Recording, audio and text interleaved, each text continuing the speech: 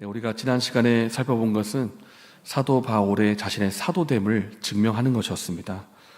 사람들이, 고린도 교인들이 사도됨을 의심하면서 이렇게 요청합니다. 당신에게도 추천서가 있습니까? 다른 사람들처럼 추천서가 있으면 우리에게 좀 제출을 해주세요.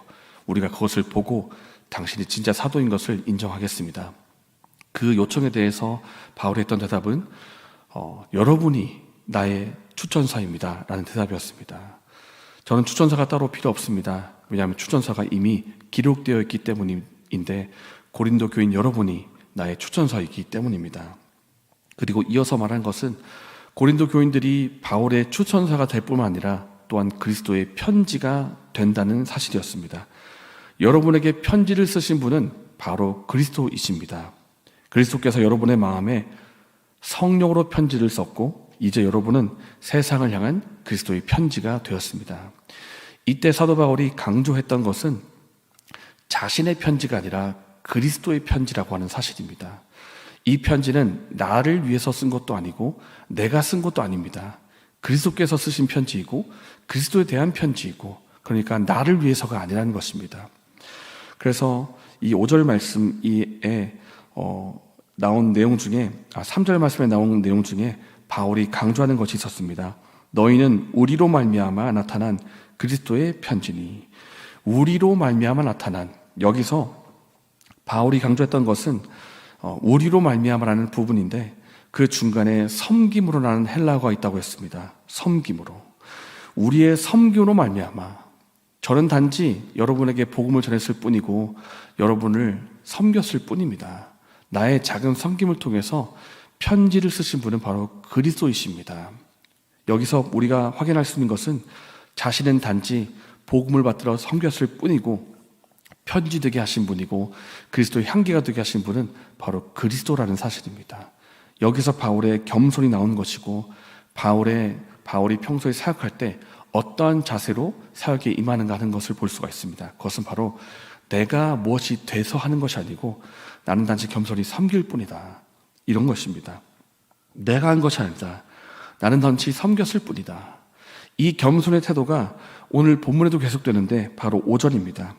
우리가 무슨 일이든지 우리에게서 난 것 같이 스스로 만족할 것이 아니니 우리의 만족은 오직 하나님으로부터 나느니라. 네, 그래서 오늘 본문의 주된 내용은 바로 겸손과 하나님의 은혜라고 할 수가 있습니다. 사도 바울이 사도로서 사역을 할 때 어떠한 태도로 섬겼고 또 그 태도 가운데 하나님께서 어떤 은혜를 부어주셨는가 하는 것인데 오늘 말씀을 살펴보고 교훈을 받기를 원합니다. 우리가 방금 5절 말씀에 나오는 것은 스스로 우리가 무슨 일을 하든지 우리 스스로에게서 난 것 같이 스스로 한 것이 아니다 라는 것을 강조하는 것입니다. 내가 뭐가 돼서 한 것이 아니라 하나님의 은혜로 났다라는 것을 강조하고 있는데 여기서 우리가 해석하는데 조금 어려움이 있는 부분이 있습니다. 바로 만족할이라는 표현입니다. 만족할. 읽다 보면 이런 생각이 듭니다.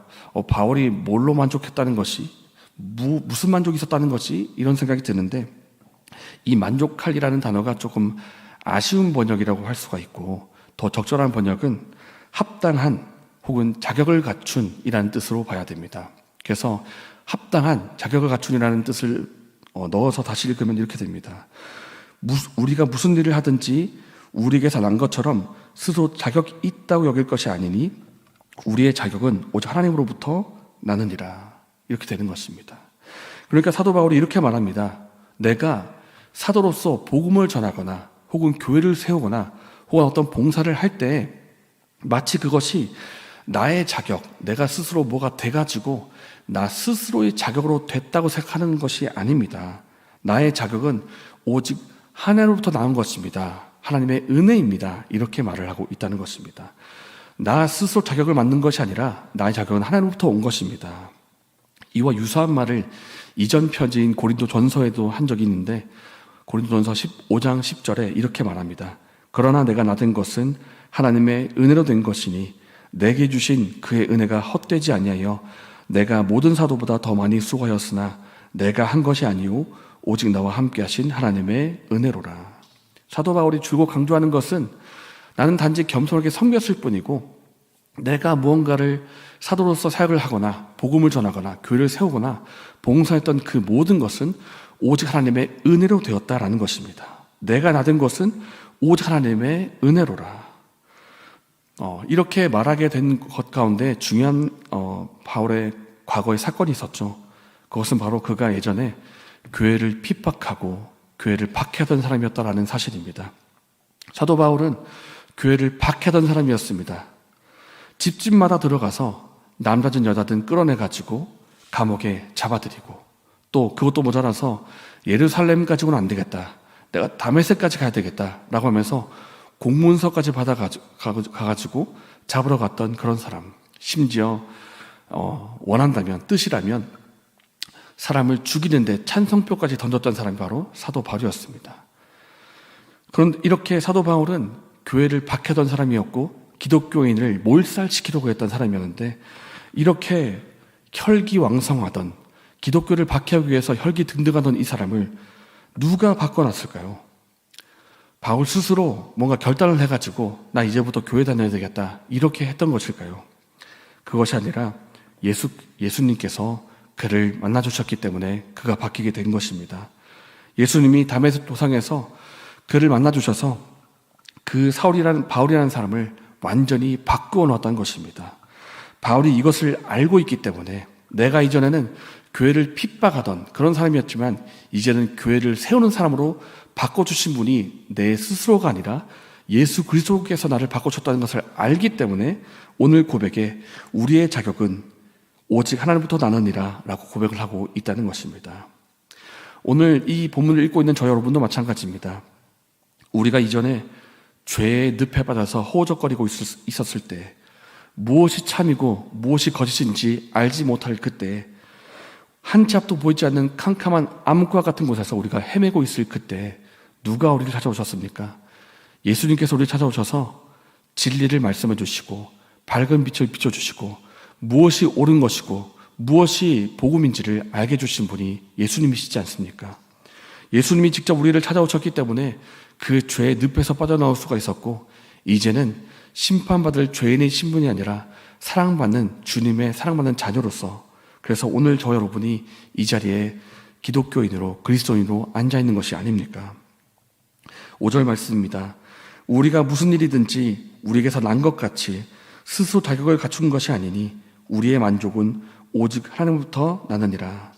우리가 우리 되게 하신 분은 오직 하나님의 은혜밖에 없다는 것을 기억하기를 원합니다. 나를 죄에서 구원하시고 자녀 삼아주신 하나님께 감사드리는 저 여러분 되시기를 예수님의 이름으로 축복합니다. 내가 스스로 된 것이 아닙니다. 이 모든 것은 오직 예수님의 은혜로 된 것입니다. 이 사도 바울의 은혜 의식은 사도 바울이 구원을 받을 때만 아니라 사도로서 사역을 할 그때에도 여전히 흐르고 있는 명명백백한 사실이었습니다. 6절입니다. 그가 또한 우리를 새 언약의 일꾼 되기에 만족하게 하셨으니 율법 조문으로 하지 아니하고 오직 영으로 함이니 율법 조문은 죽이는 것이요 영어는 살리는 것이니라.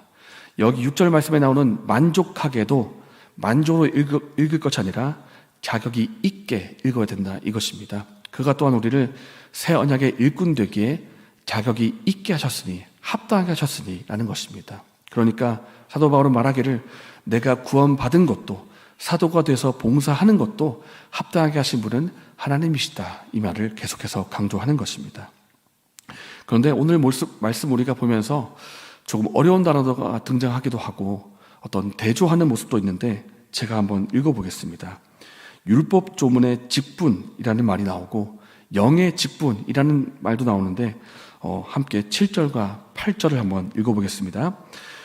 돌에 써서 새긴 죽게 하는 율법 조문의 직분도 영광이 있어 이스라엘 자손들은 모세의 얼굴에 없어질 영광 때문에도 그 얼굴을 주목하지 못하였거든 하물며 영의 직분은 더욱 영광이 있지 아니하겠느냐.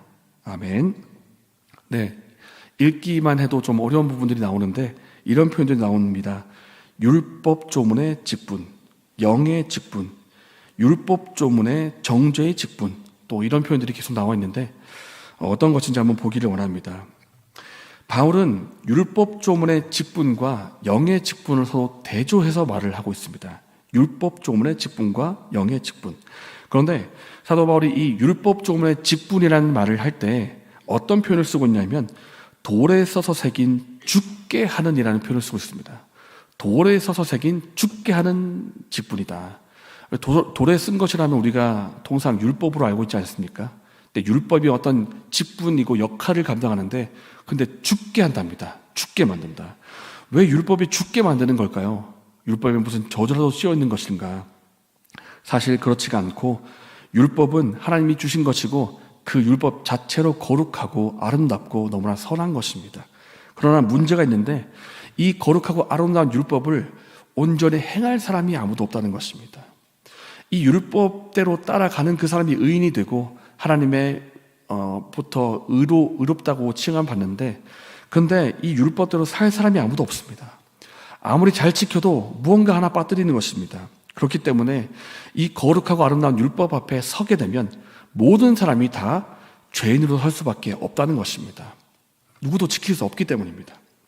그래서 율법 조문을 말할 때 죽게 하는 이라는 수식어가 붙게 된 것입니다. 죽게 만든다는 것입니다. 이 거룩하고 선한 것이 지키기만 하면 참 좋은 것인데 아름다운 것인데 지킬 사람이 아무도 없기 때문에 죽게 만드는 율법이 되었다. 이렇게 말을 하고 있는 것입니다. 그래서 죽을 수밖에 없게 하는 것이 바로 율법 조문이고 그 일을 율법 조문이 하고 있기 때문에 율법 조문의 직분이라는 표현이 나온 것입니다. 그 일을 율법 조문이 하고 있다. 사람 죽이는 일을. 결국 정죄의 일을 하는 정죄의 직분이고 율법 조문의 직분이고 율법 조문의 역할이 그렇다는 것입니다. 그렇다면 영의 직분은 무엇일까요? 이것은 바로 율법과 대조되는 것으로 성령의 능력을 따라 하는 것으로 복음을 전해서 그 죽은 사람을 살리는 직분을 말하고 있습니다. 마치 사도 바울이 고린도 지역에 가서 복음을 전하고 죽어있던 그 영혼을 살려가지고 교회를 세우고 그곳에 교회 공동체가 있도록 만드는 것처럼 이렇게 복음을 가지고 살아가는 삶, 복음을 전하고 복음으로 사는 그 삶이 영의 직분이라고 할 수가 있습니다. 이 사도 바울이 이 두 가지 직분을 가지고 서로 대조하고 비교합니다. 영광이 있다. 정죄의 직분도 영광이 있고 영의 직분도 영광이 있는데 그런데 정죄의 직분의 영광은 영의 직분의 영광에 비교할 바가 되지 못한다. 영의 직분의 영광이 엄청나게 거대하고 크다는 것입니다. 10절입니다. 영광되었던 것이 더 큰 영광으로 말미암아 이에 영광될 것이 없으나 영광되었던 것이라고 하는 것은 바로 율법의 영광을 말하는데 더 큰 영광은 바로 영의 직분과 복음의 직분을 말하고 있습니다. 이전에 율법 직분도 영광스럽고 모세의 얼굴에 빛이 날 만큼 영광스러운 것이 맞다. 그러나 그 더 큰 영광, 복음의 영광이 워낙 크기 때문에 영광될 것이 없다는 것입니다. 우리가 촛불을 켜서 거대한 태양 앞에 간다고 해봅시다. 거대한 태양의 빛이 너무나 찬란하게 빛나기 때문에 그 촛불이 무슨 밝기가 있겠습니까? 티도 안 날 만큼 아무 표도 안 나는 것입니다. 이처럼 율법에도 영광이 있지만 이 영광에 비교할 수 없을 정도로 거대한 영광이 복음의 영광이기 때문에 마치 영광될 것이 없으라고 말할 정도로 마치 안 보이는 것처럼 그렇게 된다는 것입니다. 그러니까 비교해서 말하는 것은 영의 직분과 복음의 직분, 복음의 영광이 훨씬 더 크다. 그 이야기를 하고 있다는 것입니다. 그런데 우리가 꼭 기억해야 할 것은 이 의의 직분, 복음의 직분이 단지 사도 바울에게만 해당되는 것이 아니라는 사실입니다. 신약시대를 살고 있는 저 여러분, 복음을 믿고 살아가고 있는 저 여러분 모두에게 의의 직분이 허락되어 있다는 것입니다. 그렇다면 우리가 이 땅을 살아갈 때 또 교회에서 봉사를 할 때 어떠한 태도로 어떠한 자세로 사역해야 되겠습니까? 죽이는 율법 조문의 방식이 아니라 살리는 영의 방식으로 해야 될 것입니다. 그래서 제가 정말 드리고 싶은 말씀은 지금부터인데요. 우리가 신앙생활 할 때, 봉사할 때 율법주의로 할 것이 아니라 복음으로 해야 된다는 것입니다. 제가 20살 때 갓 예수님 만나고 나서 했던 반응이 여러 가지가 있는데 첫 번째는 예수님 감사합니다 이것이고 또 다른 반응이 있다면 너무나 분통하고 안타깝고 정말 너무나 아깝다라는 반응이었습니다. 뭐가 그렇게 아깝냐? 지나갔던 세월이 너무 아깝다는 것입니다. 내가 지금까지 예수님 모르고 살아간 시간이 너무 아깝고, 그동안 놓친 예배가 너무 아깝고, 놓친 말씀이 너무 아깝고, 또 봉사할 수 있는 기회도 다 놓쳐버리기 때문에 그 지나간 세월 동안에 놓친 것들이 너무 아깝다는 것입니다. 그동안 들었던 말씀이 있었을 것이고, 은혜가 있을 것이고, 봉사할 때 상도 있었을 것인데, 그다음 놓쳐버린 것 같아가지고 너무 아깝다라는 것입니다. 그리고 나서 제가 이런 다짐을 했습니다. 나 신앙생활 진짜 열심히 할 거다. 그리고 봉사활동 다른 사람보다 2배로 할 거다. 이런 마음을 가지면서 봉사하기 시작했는데, 어떻게 했냐면 9시에 초등부 교사를 했습니다. 그리고 11시 예배를 드리고 나서 2시에 청년부 예배가 있는데 찬양팀 했습니다. 그리고 2시 예배를 마치고 나서 구역 활동 같은 거 할 때 그때 다 참석하고 기타로 반주하고, 그리고 오후 7시 예배가 있는데 그때 드물게 그 예배가 있었는데 다른 사람들 안 드릴 때 저는 다 드리고, 그 예배 때 봉사활동도 하고 찬양팀까지 다 했습니다. 그렇게 하기를 몇 년 동안 했는데 어떤 결과가 있었을까요? 죽을 뻔했습니다. 죽는 줄 알았습니다. 진짜 너무 힘들어가지고 처음에는 너무 감사해서, 어떻게 내가 이렇게 예수님 만나가지고 봉사라는 걸 하냐, 내가 어떻게 이렇게 교사라는 걸 하냐, 뭐 하나하나가 너무 새롭고 너무 기쁘고 감사하고, 나한테 이렇게 봉사가 주어지다니 하면서 열심히 했는데, 처음에는 기쁨으로 시작했지만 하면 할수록 점점 힘이 떨어지고 또 뭔가 마음이 피폐해지면서 죽는 줄 알았습니다. 정말. 그래서 어떤 생각이 들었냐면, 성료로 시작해서 육체로 바치는구나, 이런 생각이 들었는데, 이렇게 하지 말라는 것입니다. 그러면서 제가 어떤 걸 했냐면 정죄하고 있더라고요. 나는 이렇게 열심히 봉사하는데 왜 저들은 봉사하지 않느냐, 저기 모태신앙인 것 같은데 왜 저 사람은 새벽기도 안 나오느냐, 막 이렇게 정죄하고 있더라고요. 그래서 나도 피폐하고 다른 사람도 정죄하는 그런 삶을 살면서, 가만 돌아보면 이것이 곧 바리새인의 모습이구나, 이것이 곧 율법주의의 모습이구나, 이런 생각이 들었습니다. 그래서 예수님 처음 믿고 나서 바로 봉사하면 안 되겠다는 생각이 들고요. 예수님 만나고 나서는 말씀을 깊이 깨달으면서 은혜를 받고 복음을 깨닫고 그렇게 봉사해야 되겠다는 생각이 드는데, 그렇다면 저 여러분이 봉사할 때 어떻게 해야 되겠습니까? 율법주의를 하면 안 되고요. 성령으로 해야 됩니다. 나도 죽이고 남도 죽이는 그런 율법주의적인 봉사가 아니고, 율법주의적인 신앙생활이 아니고, 나도 살리고 남도 살리는 성령으로 봉사는 그 일을 해야 된다는 것입니다. 내 힘을 빼야 됩니다. 내 힘이 들어가는 곳곳마다 문제가 생깁니다. 제가 그랬고요. 베드로도 그렇습니다. 베드로가 예수님 앞에 정말 홈런을 칠 만큼 대답을 잘할 때도 많고, 또 신앙생활에 좋은 부분도 있었겠지만 곳곳에서 문제가 생기는데, 어떤 때 문제가 생기는가? 베드로가 성령을 앞서서 베드로가 앞서 행할 때마다 문제가 생깁니다. 그러니까 내가 앞장서고 내가 내 힘으로 하고 성령을 뒤처지게 만들고 내가 앞장서 버리면 그때부터 문제가 생기는 것입니다. 그러나 나의 나된 것은 오직 주의 은혜라.